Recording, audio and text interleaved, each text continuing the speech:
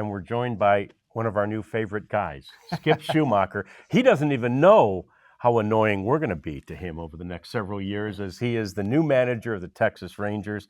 And most of the managers, we were just talking off camera about how many managers we've covered, and most of them have been some of our favorite guys, in part, Skip, because we're going to talk to you so often, as you know. Well, I'm looking forward to that. Yeah, we are too. You looked at it from the, from a bird's eye view, from the ground, everywhere. How different is that in your whole process and your approach? I mean, how cool is that, really? Right. For a potential manager, whenever we didn't know what was going to happen with Boch, and so grateful that he let me in, and in his meetings, text messages, text threads, just bouncing stuff off of Bruce Bochy. Incredible opportunity for me as a young manager trying to figure out how I would manage still, and to get to bounce those ideas off of him. But yes, to get this bird's eye view of not only how the front office does their thing. I get to go in there and listen to how player personnel works, how the R&D department work, what the minor league, how the inner workings of the coordinators and the staff works there, the prospects I got to go see. Just so grateful. It was almost like without it being an interview, but like a year-long interview for me and for them. And very just grateful for it. So you saw everything that you liked. Obviously, you like Corey Seager and Jacob deGrom and Nathan Eovaldi. Yeah, it's a good place, good starting point. Yeah. But what did you like that really convinced you this is the place for you? Well, like I alluded to earlier about just the first class people are all around every department. Easy to work with, easy to work for. I understand the passion of CY. I know that he is intense and he wants to win, and that's what you want. Why would you want anything but that? And Ross was so easy to work with, and Michaeline and Parnell, Cole. I mean, just really good people. But I think first and foremost, there's a good core in that dugout. You spoke upon it of Evo and deGrom and Seager and Marcus. I mean, you can go up and down the line. You have World Series champions. I think one of my favorite things watching this year, I know it wasn't the year that we all wanted to have, but game 161, Jack Leiter was pitching against Cleveland. He just punched out the last guy. I think it might have been his 10th or 12th strikeout, something crazy. And you saw deGrom and Evo like fist pumping, two hands in the air, like, let's go, clapping. Yeah. We were already out of it. Right. But it just shows you how much there's care factor here. And they really care about developing that young guy to be the next Evo, the next deGrom, to make this thing sustainable. When I was in St. Louis for this number of years, it was like, Kyle to Carpenter, Wainwright to Waka. I mean, that's how this thing works. And it's very similar what I'm seeing here. It's funny you mentioned that. We said on the show the other day, you came up in that organization. We had Lance Lynn here for a year, and I know he was at the tail end of your time there, but he spoke of that same thing. Now, the biggie he mentioned was Wainwright because of the time that he came in, but that whole progression of teaching players how to be professionals, it seemed like that group in St. Louis had really cultivated it. No doubt. I mean, when I first got to the big leagues, my first day, John Mabry picked me up from the hotel to take me to the field. I was trying to take John Mabry's position. Yeah. I'm a left-handed bench guy, but that just shows you that who they are, who they acquire. There's no ego in this thing. They're just doing whatever they can to help win. And he saw me as a guy, not a threat, as just a guy that was going to help them win one day. And that just speaks volumes of who they were over there. And that's the culture that we're trying to provide here. With deGrom and Eovaldi, it's a pretty good start to a pitching staff, but also to what you're talking about, the winning culture. What needs to cultivate here that maybe was missing the last couple of years? Yeah, I don't know exactly the clubhouse dynamic. I understand it's a safe place for coaches and their players, right? So the last thing I wanted to be was to walk through a clubhouse and to start giving my opinion. Yeah, like that is not who I wanted to start off being as a Texas Ranger, because those guys would have looked at me like, get this guy out of here. Like, I don't want to, they got enough problems. They don't need me to add on to it. So I think, that stuff, as far as what's missing, the culture, all that thing, it's my job to have those conversations this off season. I've had, I don't know, whatever, 9, 10, 11 of them already, phone calls, and I'm going to start, meeting players, throughout the off season. So day one of spring training isn't the first time I've interacted with them. And so we can, figure out exactly what went wrong, so we can fix it to make it right. And then, hopefully hit the ground running day one of spring, and not like day 20, and finally getting to know these guys. So in your coaching carousel, St. Louis 2022, the pitching coach was Mike Maddox. Hey, he's the pitching coach of the Texas Rangers. As you're building the staff, what's your relationship like with Mike, and where are you in terms of putting that thing together?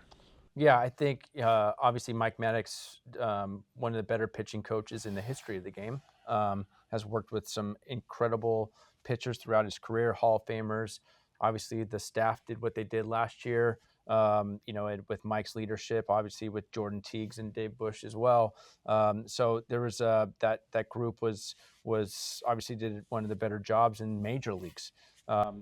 Getting to know the staff more now that I am the manager is what's been ongoing, to figure out, who's going to be part of this thing, and who we're moving on from. Those are horrible, hard conversations. I mean, it's the worst part of my job. Sure. It's not, no doubt. I mean, there's guys with wives and kids and families to feed, and I don't take that lightly. So, obviously you want to make a decision early too, to give them an opportunity to find somewhere else in this game. But the reality is, as a manager, you get to have your own guys for the most part, a couple of them at least, so you can have that trust, and they know what matters to you and your values, and try to get aligned with the whole group is the goal. Assuming Pipe's coming back. Oh yeah, Pipe's coming back. Yeah, Pipe's coming back. He's one of my favorite people. I don't know Spanish. He's going to cover my blind spots. He does cover my blind spots. And honestly, it's tough to find guys that, for me, in my experience of the Latin coach, that can deliver the message you want delivered to that guy, and not what he wants delivered to the guy. And so Pipe is that guy. I trust him. There's no undermining at all. And I think he's going to be a really good big league manager one day. All right, you and Michael Young went to the same college, not at the same time. Yeah. But then you were teammates late in his career, at the tail end of his career with the Dodgers. Yeah. I love the story you told at the press conference, but for those who may not have seen it, your alumni game story with Michael Young. Yeah. So back in 2001, there was a alumni game where I was a redshirt sophomore. Michael Young was Michael Young, the dude, all-star, batting title guy, like the man here, right? And he was playing shortstop. I was on second base. And gosh, was he a Ranger already? He had been yeah. Just 2001 right? is when he Yeah, debuted. okay. Yeah. So, but he was like the guy, right? Like everybody knew at Santa Barbara, like Sure. Michael Young. Yeah. So I go, he asked me, hey, I heard you're a good pitcher. Like, you got a good arm. And I said, yeah, but I want to be an everyday player. Like, I want to hit. And he goes, in this game, you prove people right or you prove people wrong. And then he just went back to his position. And I was like, wow, that just like rattled me, right? Right. And so I've thought about that the last 20 years, fast forward. After that, 10 years later or so, he gets traded to the Dodgers. He's my locker mate, like right next to me, like literally right next to me. And we just formed this like incredible bond and friendship. And, we talk almost every day now. Yeah, that's fantastic. The other story I loved is the reason you selected the number 55. Yeah. My dad and I went to a restaurant and in Redondo Beach. I'm from LA. I live in Orange County now, and Tommy Lasorda and Orel Hershiser were there. and playing pinball, eating. At the time, there's no social media or anything. Right, You could yeah, do that. yeah. Their phones. Exactly right.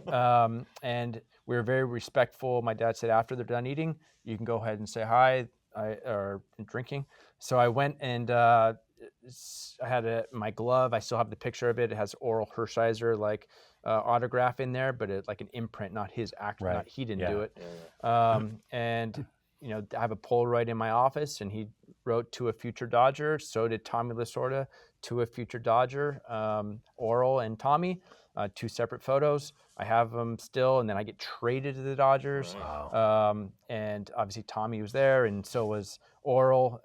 And because of that, when I made my debut in 2005, 55 was the number I got. Yeah, pretty cool. So my first glove was Ozzie Smith inscribed. I had Ozzie too. And I had a Wally Joyner first baseman's Okay. glove, which Yeah, I yeah. still have. Yeah, Nice. yeah, Ozzie. I think a lot of kids had. They need to bring that back. That's a great element for the glove. Oh, it really is. And yeah, that older people remember it was you had the Orel Hershiser glove. Like you went looking for that. Oh, yeah. You look for your player. Orel and Ozzie were my 2 favorite players. Were they? So to have that interaction with him, and then the reason why I wear that number because of how cool it was, the interaction he had with me as such a young kid. I always thought about that when kids asked for autographs, and it was impossible, to autograph everyone, give everyone an autograph. But it does resonate with me. How old were you, do you think? Gosh, 5 or 6 years Okay. old. Yeah. Well, you said he picked him up. I was like, well, Yeah. he's probably not picking up a high school kid. Well, I'm not very big. You could probably pick me up now, but yeah. So it wasn't too hard back then. And then they didn't remember it, right? When you Orel brought it up did not, but I brought it up to him when I was in LA. Yeah. He ended up throwing a first pitch to me. I was a catcher, and really cool. And he was listening to this press conference actually. Oh, great. And so he shot me a text like, always a Ranger fan. And obviously he was here too. Yeah, he was so, here. He was great. So so we loved him. Pretty Yeah, cool, yeah. full circle moment. Yeah, awesome. Wow. So it seems like you're ready to get started. Seems like you're a little excited here. I am. I'm not, as much as I love social media and the selfies that I was taking out there, which Yeah. I don't. No, I know, I can't say.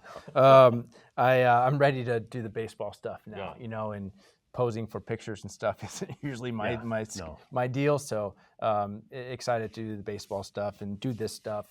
This I love, and getting to work hopefully soon, and meeting the players more is what I cherish. It's amazing because you have really big shoes to fill, and already you're filling them. You're doing a great job. Off to a great start. Oh, I appreciate that. it, Skip, so much.